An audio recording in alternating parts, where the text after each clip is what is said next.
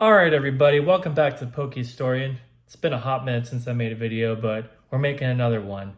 And I wanted to just touch on something that I'm seeing in the market right now, and I find it kind of intriguing, and it might point to where this market is heading.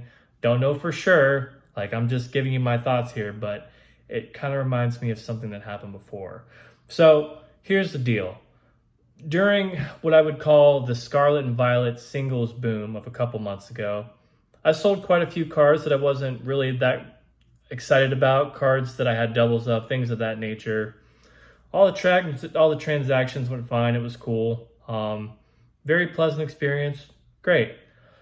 Then that market cooled off, and like obviously some of the cards are going back up a little bit right now. But now the big thing that's going on is like a lot of like these promo cards are spiking, and kind of like random like sun and moon cards are going up in value.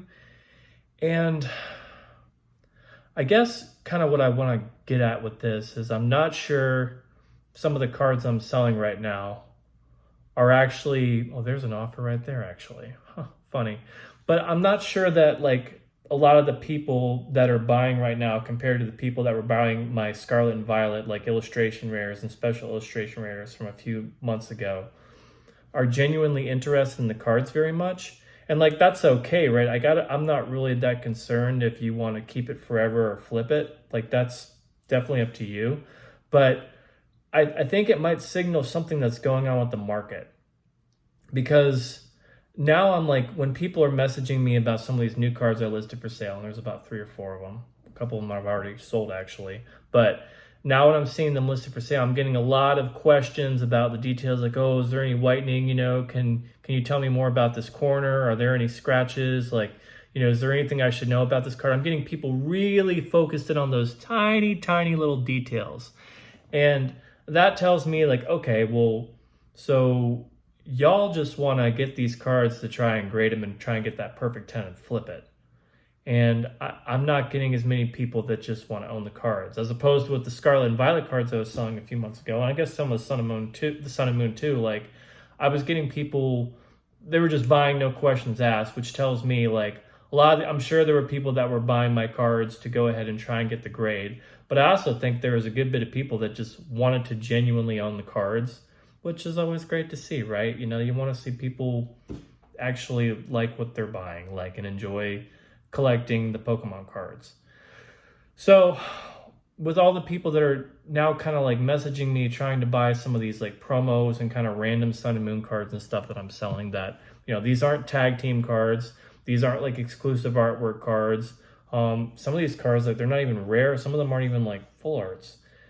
And so I'm getting a lot of people that want to buy it. I think what they want to do is flip, and I'm not getting a lot of people messaging me that seem to be that genuinely interested in just purchasing for their personal collections.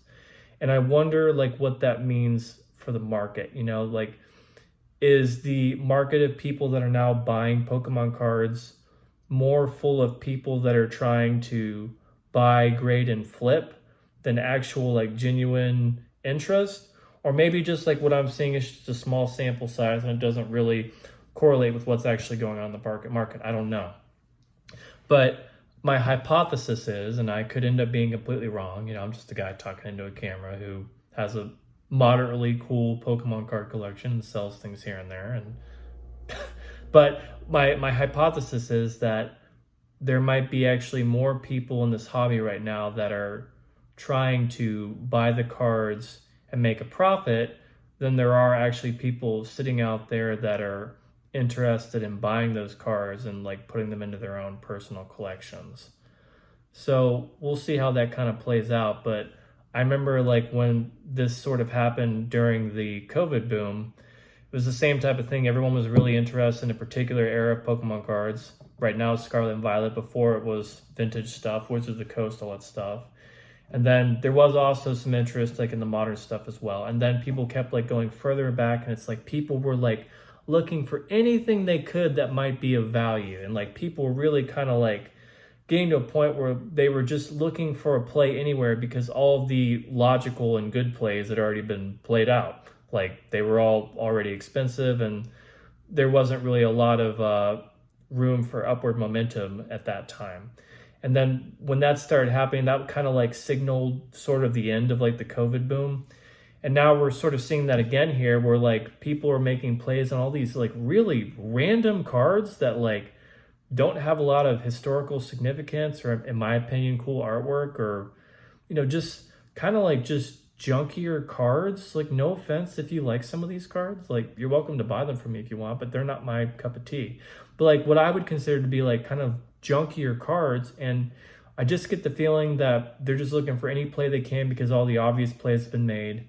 And maybe that signals that this overall Pokemon market boom is kind of getting towards its tail end. I don't know for sure, but that's what happened during COVID, and it's interesting to see that again. It's like people have shifted from all the obvious plays, from all the Scarlet and Violet plays, even like all like the smart vintage plays. Those have all gone up, and those have sort of been played out. And now it's like everyone's just looking for like any play they can with just kind of rando cards that nobody ever wanted, and maybe a lot of people still don't really want them, but the speculators think that people might.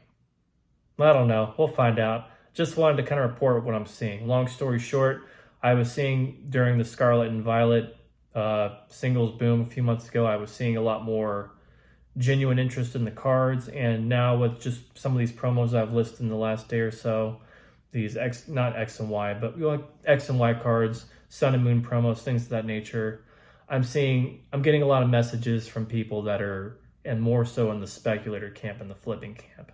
And that's kind of an interesting change, and that may or may not signal where this market's headed. I guess we'll find out. All I know is what happened during COVID, and now it just seems like maybe we're going down the same trajectory. Maybe we're not. That's all I got. Have a wonderful evening.